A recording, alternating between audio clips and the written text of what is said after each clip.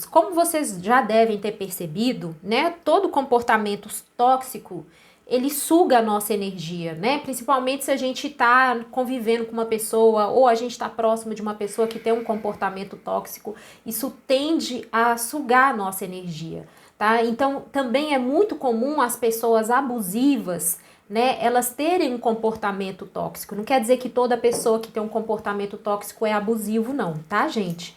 Agora, todo abusivo, sim, tem um comportamento tóxico, tá?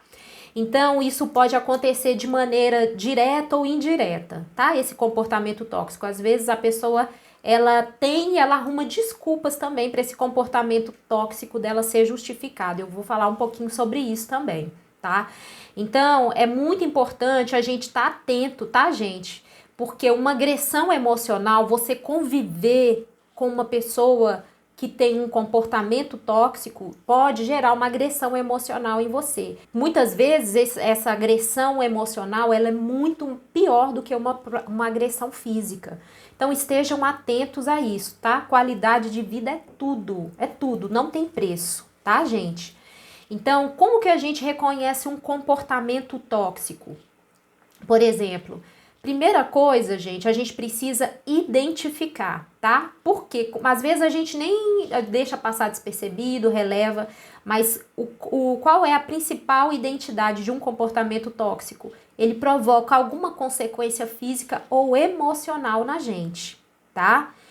Segundo, se esse comportamento tóxico ele te constrange, isso é uma consequência dele, tá? Então, assim, por exemplo, às vezes você tá tendo um comportamento tóxico em relação à sua alimentação. Vamos colocar esse exemplo.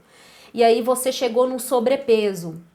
E aí, de repente, com esse sobrepeso, você não consegue mais fazer as coisas que você fazia antes. Então, esse tipo de comportamento de, às vezes, não ter muita atenção no que você anda comendo, ele gera um constrangimento em você. Que às vezes você andava de bicicleta, agora você não consegue mais. Antes você conseguia agachar, você não consegue mais. Antes você andava mais rápido e não tinha problema nenhum, agora você não tem mais essa energia. Então, isso é uma identificação de um comportamento tóxico, tá? Comportamento tóxico, igual eu tô falando, a gente pode ter com nós mesmos, tá? Então, em relação à sua alimentação, que gerou um sobrepeso, ou mesmo o seu sedentarismo, que gerou algum problema de saúde circulatória em você, alguma coisa, e isso pode gerar um constrangimento, tá? Em você, conseguindo identificar isso, trazendo um mal-estar para você. Isso já é um indício de que esse comportamento é tóxico, tá? E a gente identificando esses pontos é importante porque a gente sabe que a gente precisa mudar. Porque muitas vezes a gente fica muito no piloto automático e a gente não percebe muitas coisas. Então, quando a gente sente isso, é um sinal de que precisamos tomar uma atitude, tá? Uma outra coisa, gente, o nosso cérebro, ele sempre vai buscar algo positivo para justificar sua permanência naquele comportamento negativo, tá? Às vezes você tem um comportamento que você acha que não é tóxico, tá? Um comportamento que você acha que que não é negativo. Quer ver, por exemplo? Às vezes você é um pai ou uma mãe, ou você conhece uma pessoa e você sabe que ela tem um comportamento tóxico, só que aquela pessoa, para ela acha que aquilo não é tóxico, tá? Isso serve tanto para você quanto para outra pessoa. É só para vocês entenderem como funciona essa questão do comportamento tóxico e como a gente, às vezes, acha que aquilo não é um comportamento tóxico, acha que é normal, tá? Por exemplo, um pai ou uma mãe que são extremamente autoritários, né?